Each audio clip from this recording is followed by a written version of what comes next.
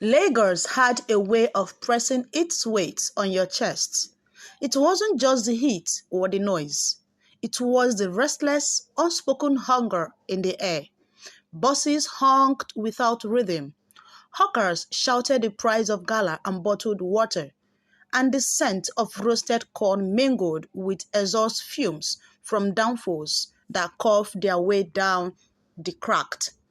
In the middle of this chaos, Emeka Okori stood in his mother's cramped sitting room, staring at the battered brown suitcase on the floor.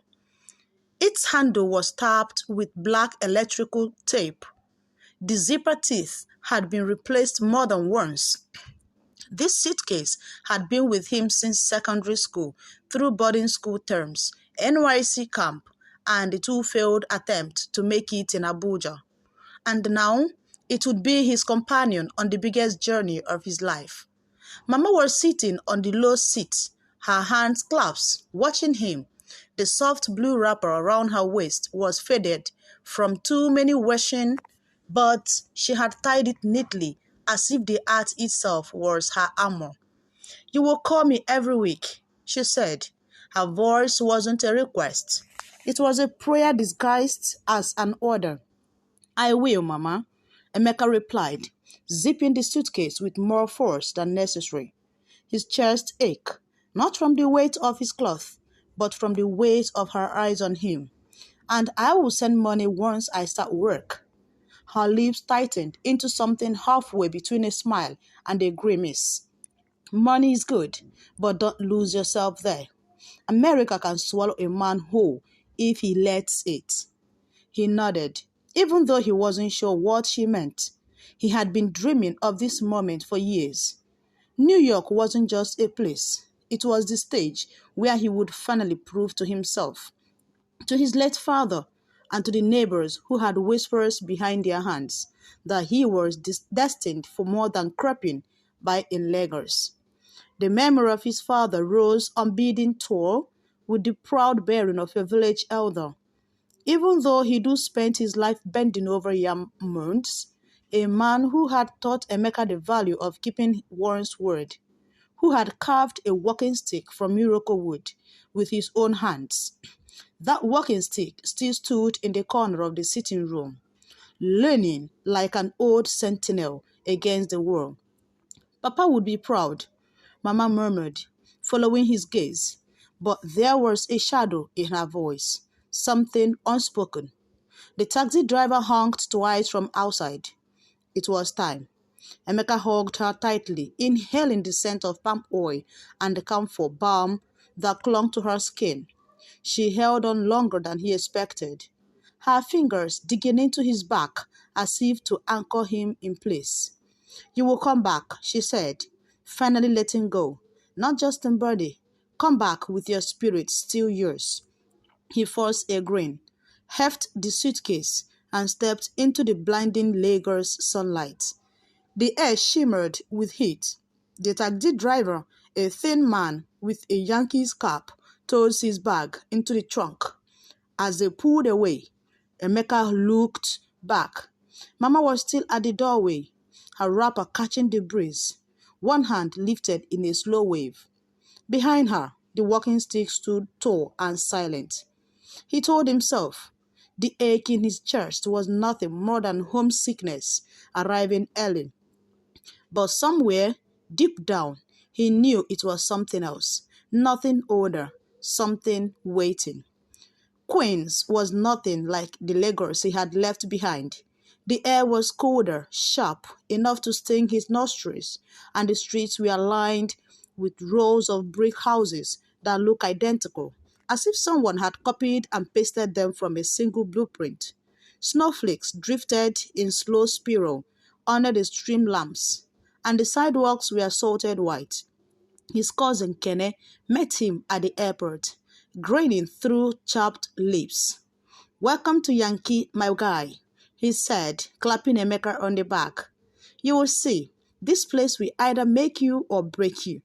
The apartment was a cramped two-bedroom in a building that smelled faintly of curry, bleach, and something metallic. Maybe the old radiator. Emeka was to share a room with another Nigerian, Shegun, who worked nights at a warehouse and had perfected the art of sleeping through anything, including Emeka's jet-lagged tossing and turning. By the second week, Emeka had two jobs. Morning were spent delivering packages for a courier service, weaving through traffic in a battered van with a heater that wheezed like an asthmatic. Nights were for stocking shelves at a 24-hour grocery store, where the fluorescent light buzzed and the floor tiles were always cold under his thin sneakers. The hustle was relentless. The city moved at a speed that didn't care if you kept it or not. Emeka found himself walking faster, speaking quicker, thinking in dollars instead of naira. But some nights, especially the quiet ones, when snow muffled the whole outside, he left the gap between where he was and where he had come from, widening into something that could swallow him whole. It was during one of these nights that the first dream came. He was back in Nigeria, standing in his father's yam field. The soil was rich and dark under his feet, but the sky above was raw green, swearing, alive in a way that made his skin prickle. He could hear drums in the distance, though there was no festival. Then a voice called his name. It was his father's voice, deep, steady, unmistakable. Emeka! He turned, but there were no one there, only the sound of something moving under the earth, like roots twisting. The drums grew louder, the ground trembled. He woke with a start, heart pounding, the hum of the radiator filling the silence. Snow tapped against the window like impatient fingers. He sat there for a long time, telling himself it was just a dream, just exhaustion, just his mind pulling him back to a place he had left behind. But deep in his bones, something told him this was only the beginning.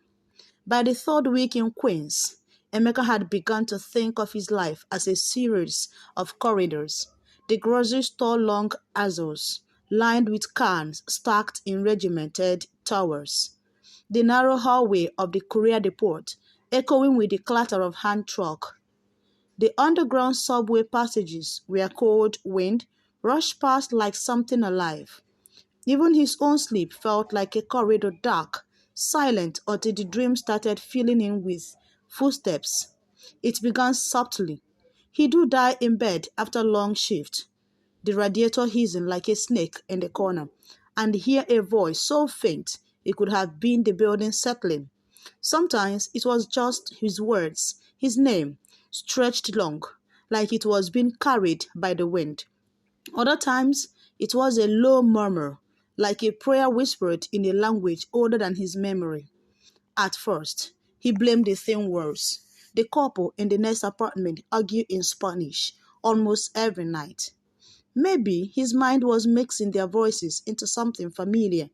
But one night, he realized it wasn't coming from the words. It was coming from inside his own head. That night, the dream returned. Only this time, it was just the field. He was standing at the edge of village stream. The water was black, reflecting nothing, swallowing the moon whole. The iroko tree stood tall on the opposite bank, its root coiling like snakes into the earth. The drums were louder now, urgent, like they were calling him to something. He felt his foot move forward, stepping into the water. Cold beat into his skin, but the voice was stronger. Emeka! He turned his head, and there he was, his father, standing on the far bank, dressed in the same white kaftan he was buried in, his head wrapped in a simple white scarf. His face was calm, but his eyes, they were filled with something heavy, a warning, a sorrow. You left, but the depth did not, his father said. Before Emeka could speak, the black water surged up around him, swallowing his voice. He woke up, gasping, clutching his chest. His bedsheet twisted around his legs. The rest of the night, he lay awake, staring at the ceiling, listening to the wind outside rattle the fire escape. He told himself it was just homesickness, his mind playing tricks. But deep down, he knew his father was trying to tell him something, and whatever it wasn't finished. It was 2 nights later when it happened again, but this time it wasn't in a dream. The shift at the store had been brutal. 2 workers called in sick, leaving Emeka and a handful of others to restock an entire pallet of goods.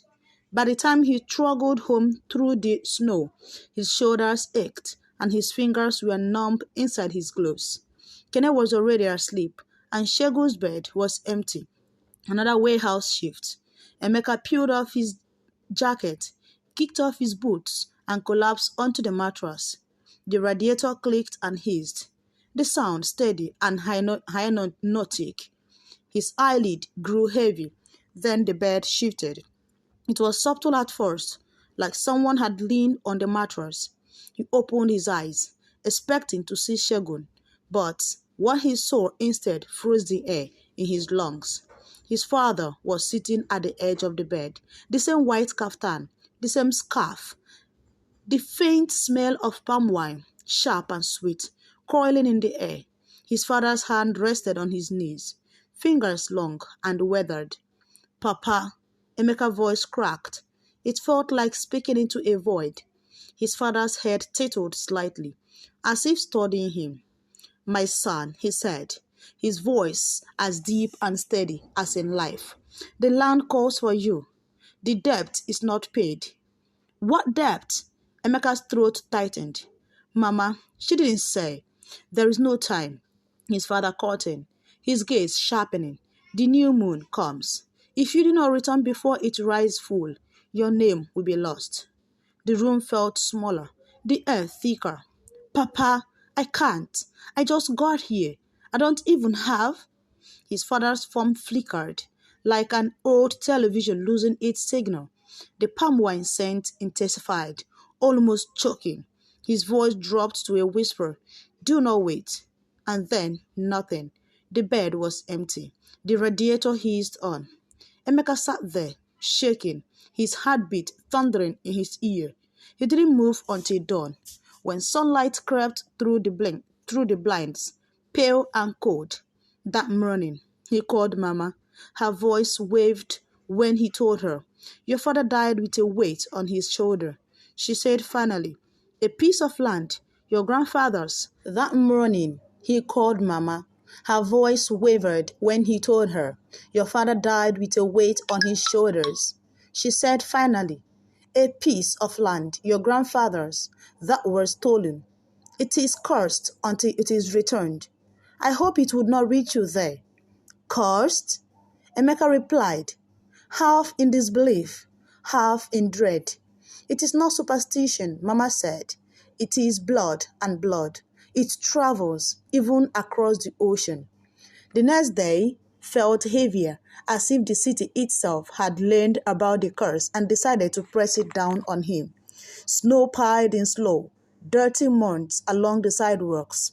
Delivery vans splashed slush onto his jeans, the cold seeping through to his skin. Even the chatter at grocery store felt muffled distant.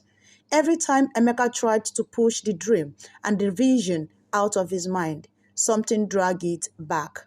A Yoruba woman who frequently visited the store, a small sharp-eyed customer in a faded green head wrapper, paused by the counter one night and looked at him for too long.